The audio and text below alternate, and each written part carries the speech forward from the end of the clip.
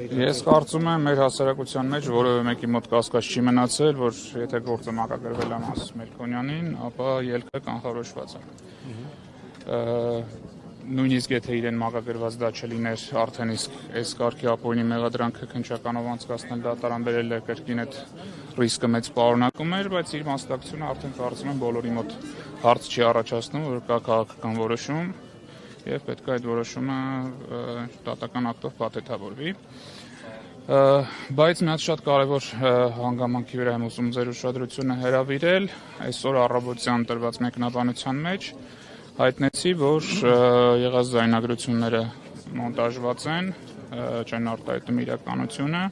եւ ծանոթանալով խափանման միջոցի կից նյութերին արդեն կարող եմ միանշանակ պնդել, որ դա այդպես է։